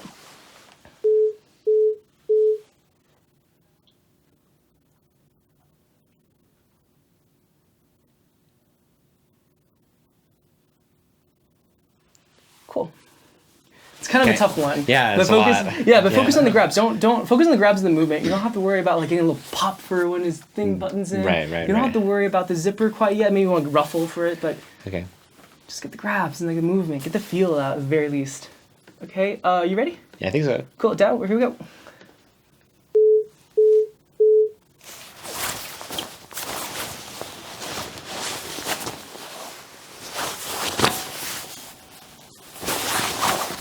Ooh, that's so hard. Yeah, it's tough, right? Yeah. It's like DDR, but the world is your dance. Right. Yeah. Can we just get one more now that you've seen it and kind of got like a little taste of how it I feel like it's like, because they happen so quick. Yeah. So the thing I always tell people is, when I first started shooting Foley, I would follow sync, which means that I would see it then do it, which is not really the right way you should be doing it, right? Whereas obviously syncing up to something is not about seeing a runner in front of you and running exactly to the same pace. It's about running alongside them and keeping pace with them perfectly. Okay. Right? So don't think of it as see and then do. Think about doing it as you're seeing it. Right. Kind of a mind fuck, but Okay. you'll be okay. Here we go. Give it a shot.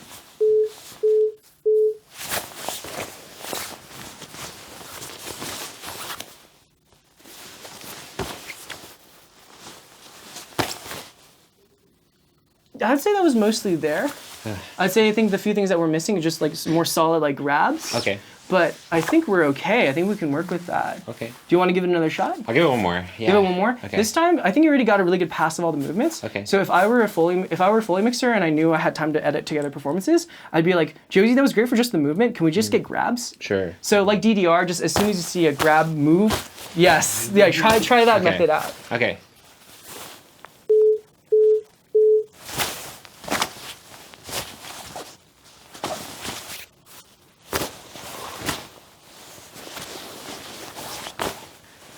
See, focusing even on the grabs, you kind of got everything else with it. Okay. Right? Was that just me, or do you feel like so? Obviously, that was I would say that would be like a baseline take. And if I was a Foley editor, I'd be like, no, Josie, what Josie gave me the previous one's great for like the movement. So Okay. I would hybrid them together with cross editing. Cool. What matters is the performance is the same. Right? Or not the performance is the same, but like what you're doing is literally different, but it's the same like vibe. Okay. Right? Someone's suiting up. Cool. Do you want to do the zipper? Sure. Cool. So really quick. Nope. Yeah. Okay, so before we even get too far with it, like play around with it. I always tell people play with your props. A prop should be able to do, for me, pure Foley gold is if you give me a prop that has like thousands of unique sounds I can get out of it. So you know those little fidget spinners, not fidget spinner, but little fidget cubes came out? I lost my mind over that because I was like, sweet, like the greatest prop ever made, you know, but unfortunately it all sounded the same. I feel like by focusing on the grabs, you hit all the points, but everything was already there because you had like the sound of going to the grab and coming away from the grab and fill it in nicely without having to think about that. Exactly, and that's like a huge like Foley training point is what is the most important transient to get, and hopefully maybe even just going after those will help you incidentally get everything else you need too. So let's watch the zip really quick just once. Grab, zip. There's like a pause. And then a little one after, yeah. And a little quick one after, yep. Okay.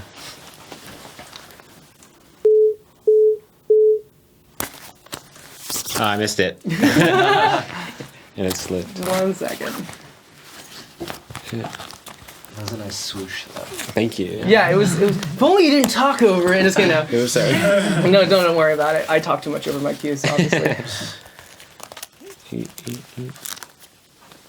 Just in case, let me see if we got any. Try not to push it all the way down. Yeah. Maybe some of the other zippers on the jacket. There we go. I just want to undizip it. Yeah, practice a little bit. The other thing is also know your options. Like I always tell people, don't just have one prop ready for a sound, have 2 or 3. Because what if the first thing you use, you put it on mic and it just sounds terrible? You know what I mean? Like you have to, I always tell people like, you'd be surprised how many times my first guess is not correct, especially the early days when I first started doing Foley. Cool.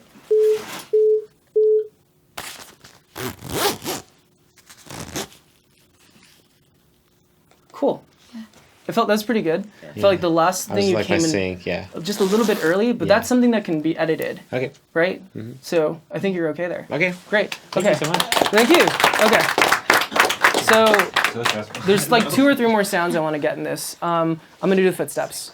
Obviously this isn't like an authentic like dirt pit because I can only really fit 1 foot into it. Our dirt pits out at Alchemy, not to brag, but our dirt pits at Alchemy are like I think 3.5, like 3 feet by 3 feet. So there's enough space for 2 people to walk in them. The idea being that if we have to do a whole group of people walking, there's enough space for Leslie and myself to just hop in there into 1 pit and just knock it out. And we also have like interior versus exterior. We have 2 separate rooms for footsteps. We have 1 room that's for interior feet and 1 for exteriors. Sorry, yeah, so in this part that I was doing, right. When I, for example, when I asked you for the, you put the cloth over you, knowing like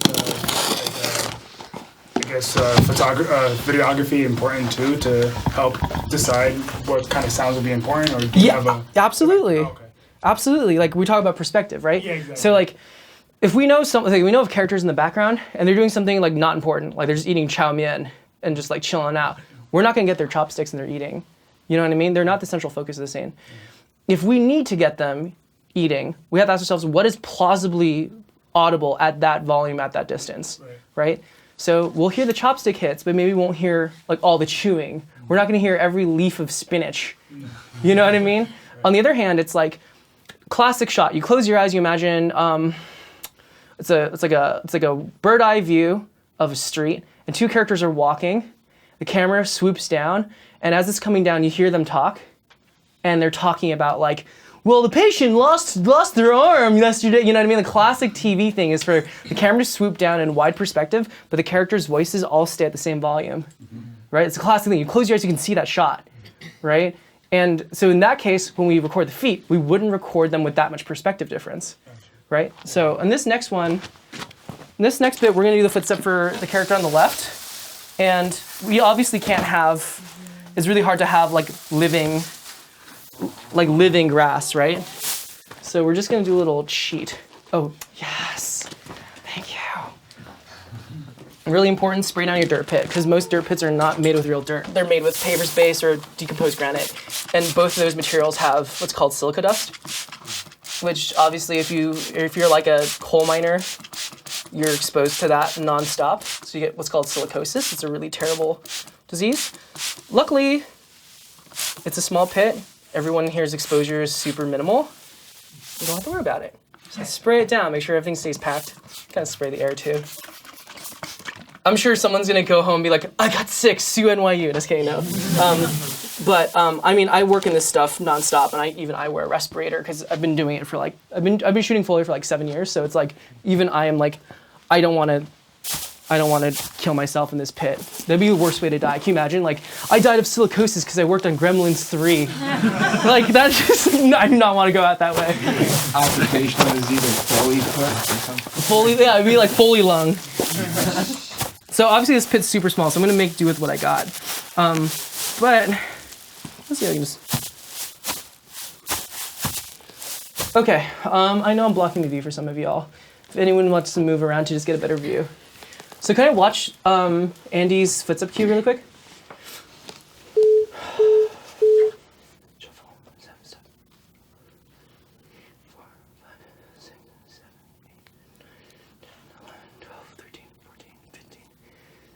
Okay, cool. Thank you.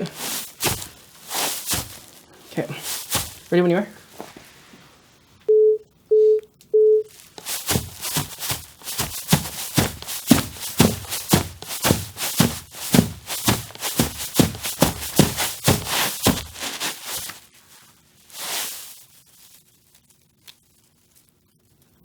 Cool. How's that down? Maybe a little clunky on the low end. A little too much clunk? Yeah. Okay, I'll lighten up. Maybe I'll try lighten. Marsha was playing along too. I could have been her. Alright, cool. So the other thing is right now our pick construction, obviously this is a wood box on top of a carpet in a floated wood floor. Typically a Foley stage is built on at least a section of the studio that is not floated, right? So there isn't a barrier of neoprene and rubber and wood.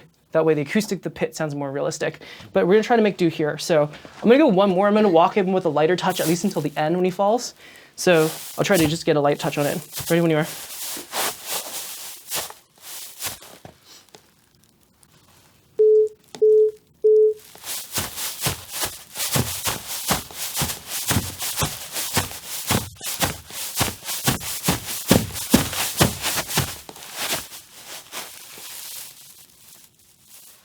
I think that's as good as we can get it. It's going to be hard to reduce the wonk in the room. Yeah, I hear the resonance of that floor. Yeah. So typically a way to troubleshoot that is if we had the time, down I would like hit it a bunch and try to find the EQ to get the resonant frequency out, and then we'll notch it. Obviously in an ideal world, you don't want that. So like in a typical Foley studio, like I said, everything's built so you don't get a wonk. But we're just trying to make do, right? But what matters is also knowing your room. Like, knowing that if I add a little bit more juice, I'll get a lot more low end is helpful when I need to do that body fall later, right? And it's helpful when he's like getting hotter, he's getting closer, center of gravity's falling. So I don't want his feet to sound the same up here as it would sound down here, right? And if I know if I put a little bit of gas, I'm gonna get way more low end than I'm expecting, I can actually use that to my advantage instead of always thinking of everything as some sort of acoustic disadvantage, Who wants to try walking the character on the right?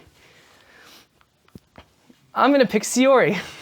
I don't think I have the right shoes. It doesn't matter. It's gonna just be like, oh, you definitely don't have the right shoes for it. Can you just walk in there though? I do want to hear what it sounds like. Like just 1 foot? Yeah. Yeah, I don't think so. That actually, honestly, it's so generic right now that I think it'll be fine. Do you need a balance or anything? You can be okay with your weight like that? Yeah, I think so. All right, cool. Yeah. Let's watch it once. Okay, so it's Deeg, right? Deeg's, yeah, the guy on the right, red.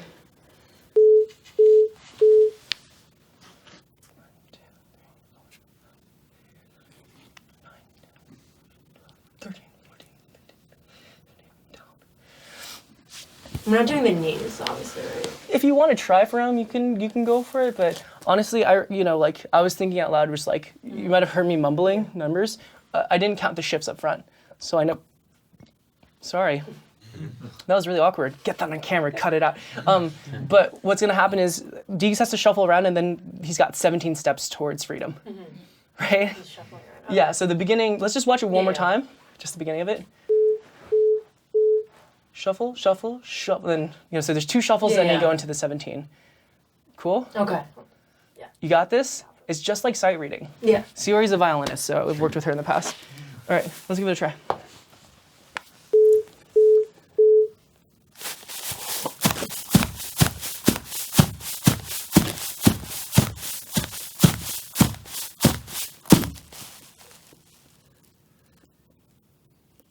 Cool, we can cut. I can't blame you. Single foot technique is actually way more of an advanced technique. Usually, if you don't mind, usually I'm double footed.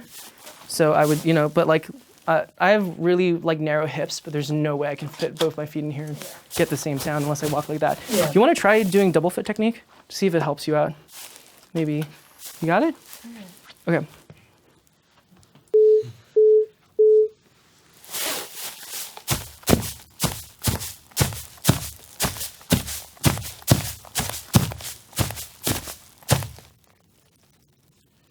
Okay, not bad, really, not at all. So obviously, if we had the time, we'll be like gonna punch up for the shuffles up front. Yeah.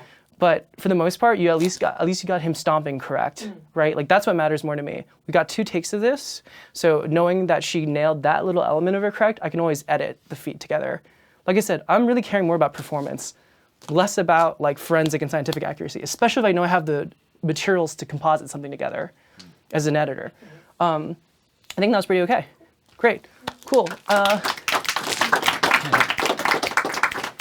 There's 2 more sounds I want us to do before we call it. When I was a younger Foley artist, one of the stupidest things I would do is when I do body falls, I would literally throw myself to the ground.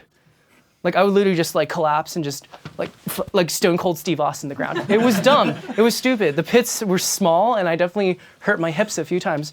And for some reason, it didn't occur to me to just like research how other people do it. Because they're like Foley artists who are like in their 70s. Like, and they're guys like Alicia Birnbaum or John Rush, like these guys are like Foley icons. And they looked fine, you know what I mean? Like they don't have broken hips. And it turns out there's like a way to do body falls. Just really quickly, I want to just highlight that with you guys. All you have to do is you take the textile the character's wearing. There's 2 different ways to go about it. One, you take a pair of shoes, like heavy old leather shoes.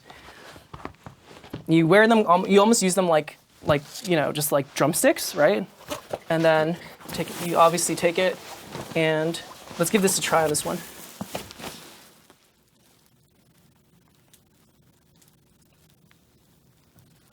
So we're gonna go after, I think, Paul Rudd's Fall.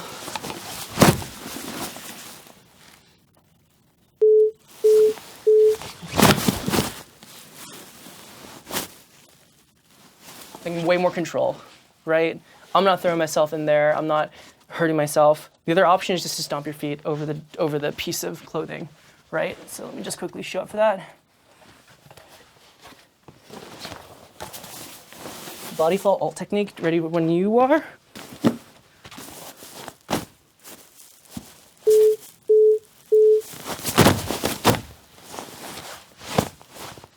Really simple example. I don't want to kill myself to do it, but the idea is simple. You hear in your head what you sound like. That's a slow-mo shot. There's no way they're going to possibly get something the day of unless they took 2 slapboard hits, matched that in freaking Avid, slowed it down, perfectly kept that in sync. There's no way. You're going to have to sound design around a slow-mo shot. In which case, how do you get a body fall that is heavy, quick, good velocity, but matches sync on screen? Really tough. Have your Foley artists do it. They're experts at slow motion shots. They will get it right. So let's do a few more sounds.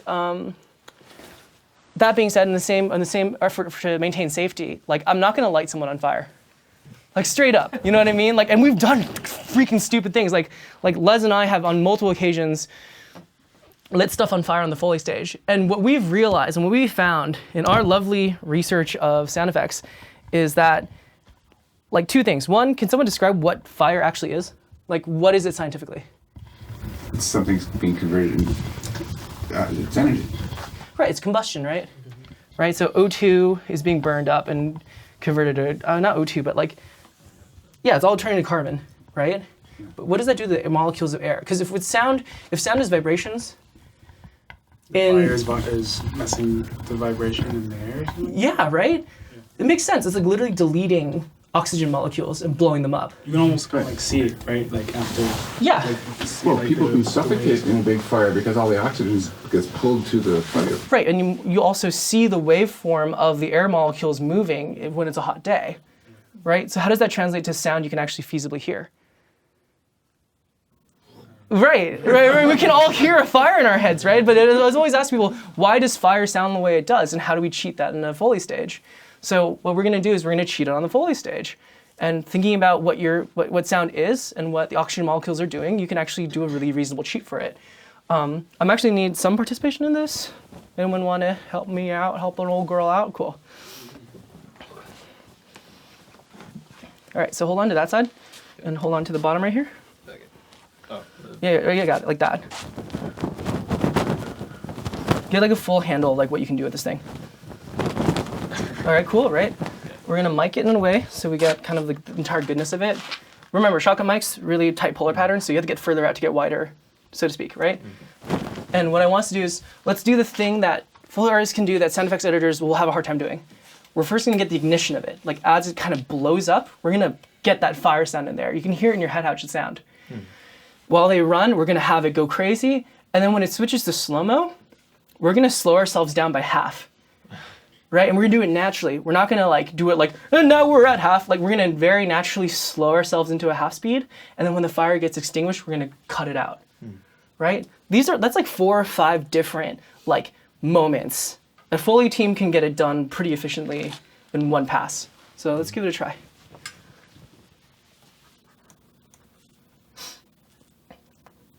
I cue it when the flame hits or as it comes in? Right when it hits the bottom of their legs. Yeah, perfect. Sorry.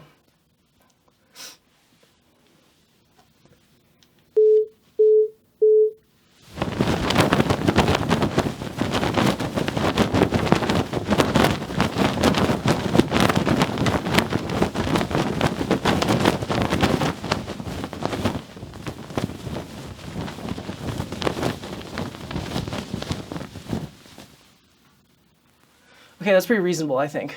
I think we can do better. Okay. Put this away. I also tell people to improvise. Like, I'm always constantly looking at stuff and saying, like, what do we have that we can do something effective with? This is gonna be heavier and a lot harder to maneuver, but I think we might get a bigger sound out of it. Okay, try playing this now. A little too big, but we'll give it a try. Yeah. Let's give it a try.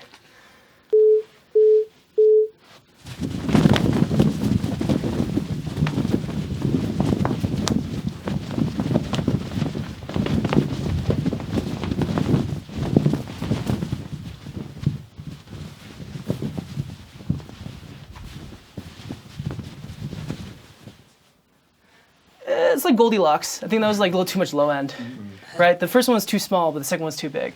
Let's find something that's just right. And if you could just fold that for me really quick.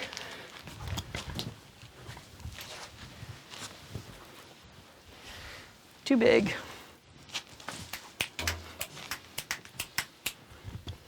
Just looking around. Some coats back there. What's that red thing? How does it feel weight-wise? Oh, it's like a little tape. Yeah, something on the organ always there. Probably I'm worried that everyone's gonna get sick from it. It looks pretty heady. All right, last one. Is that real fire or is that CGI? Or That's real. Or they use some kinds of chemical that makes it look more yellow than real fire? I think sometimes they'll use a different they'll use different accelerant. Right. But okay, here's my trick now. We can't get it right from those because they're too heavy. You're gonna take care of the character on the right. I'll take care of the character on the left. Okay. Right? For the slow motion stuff, would you ever use like the thicker, like more low end one for the slow motion? Absolutely. Section? If I was the Foley editor and I got a pass on that low end thing we did, I would be like, yes, this is money. I'd keep it anyways, and then maybe even edit one of them to sound to fit the other. Or I'm just trying to make it perfection, because the way I look at it is that if it's like being a good Foley artist in a lot of ways is like being a really good like line chef. Like you're trying to prepare one element perfectly for a bigger meal, right? And so I want my thing, I don't want to make it so super pre-prepared, because obviously there's other people involved to make it the final dish, but I'm trying to think that I can make my one thing taste as good as possible. So even though we have multiple takes, like the garnishes on the side, you still want something that really sings.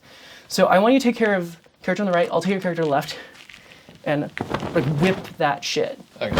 Like try play around with it first. I think that sounds a lot better than the last two things we've been doing. Yeah. What do you think? Yeah, cool. I think so. All right, cool.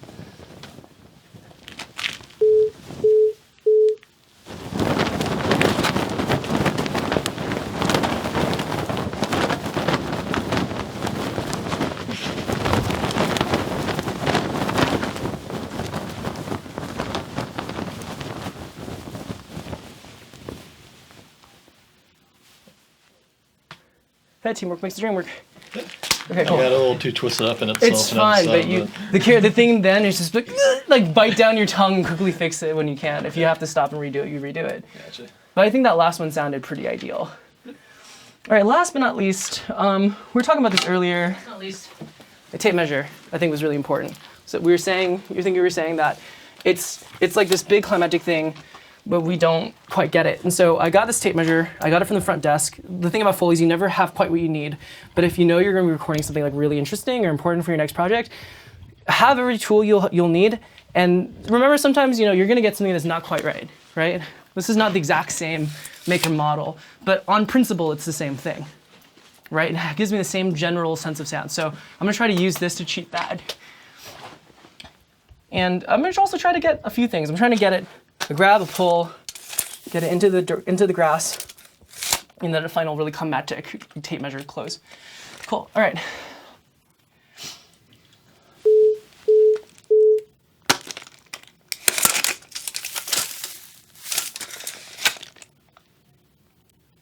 See how those like all there. Like, but I don't know. It was all there, but I needed to have the same mood knowing that the music's coming down. Everything's gonna get really quiet, and then we're gonna pull it out and be victorious. Let's get one more. We're just trying to make it more like finesseful, I guess is the right word. Also, I have a jam. Let's see. That's fine. Okay.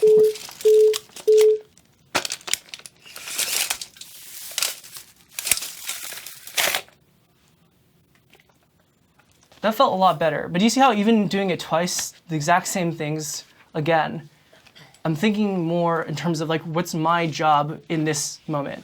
Like, who here has ever played, like, everyone here at one point was a musician, right, for the most part? Like, who here has never been a musician?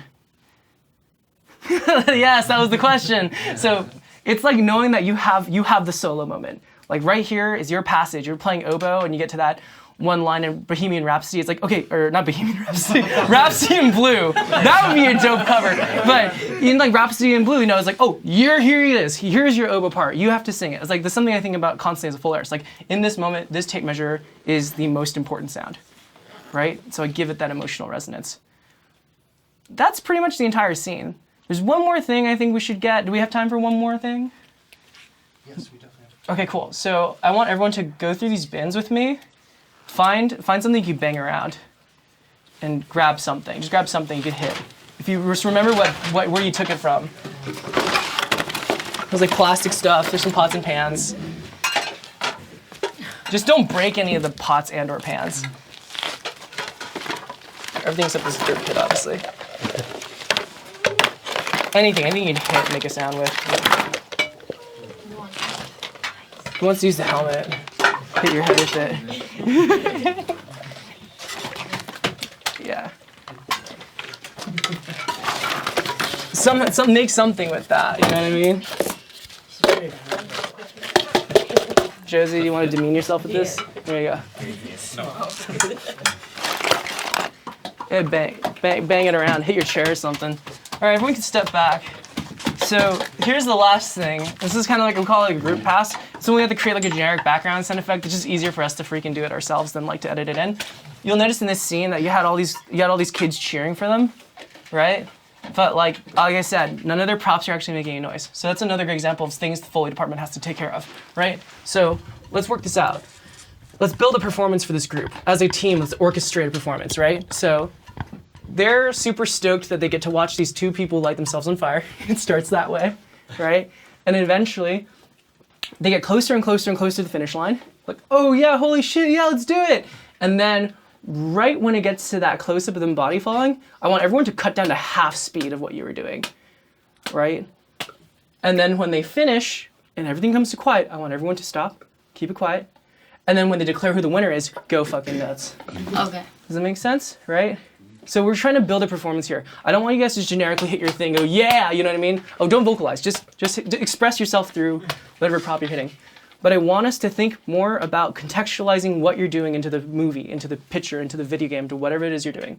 So let's just give this a shot. So like I said, let's ebb and flow. Let's get into it. Let's get really excited. Let's cut to half speed when it gets to slow-mo. And when it comes to complete stop, let's get to complete silence. And then when they declare the winner, go ape shit. Got it? Cool, let's give it a try.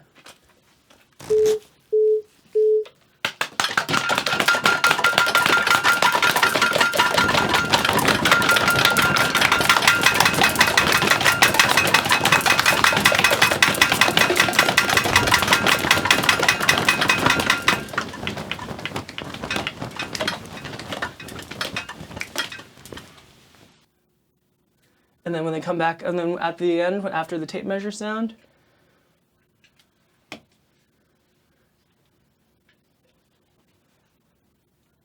right back here, smack it hard and loud right before it comes in. Okay, everyone?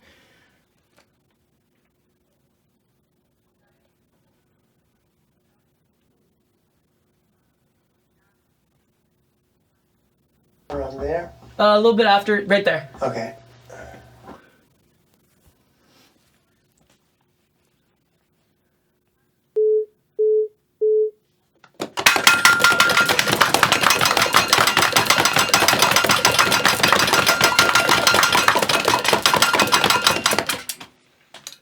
Cool. Obviously, we'd keep going if the scene kept going.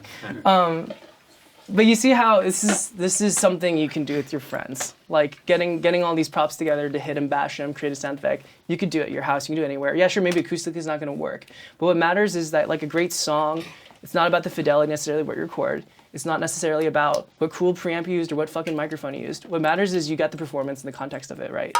Right? And that's what it means to be more media aware, more aware of the material you're making and being a better craftsperson. Thank you so much for coming out today. I hope everyone learned something about what I do for a living, and hopefully you can bring that with you. But if you can, please put back your stuff in the right bins. And Can we hear it played back? oh yeah, you guys want to hear playback? Yeah. How quick can we? Is that something we could do really quickly?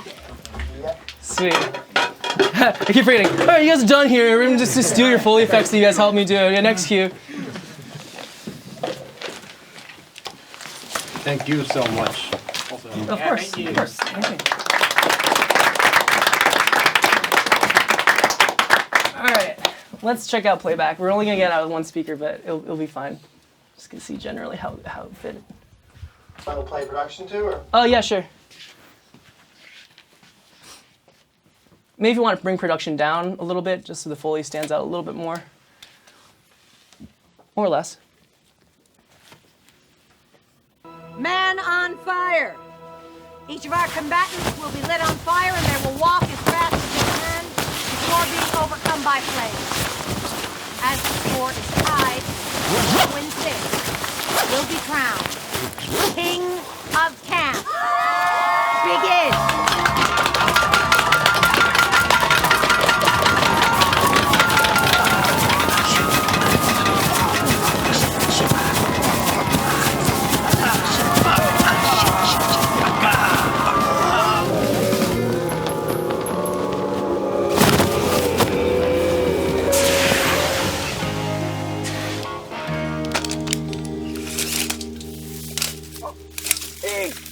Biggs, you won! Cool. I'd say the scene's way more adequately filled than it was. Absolutely. Thank you so much, everyone.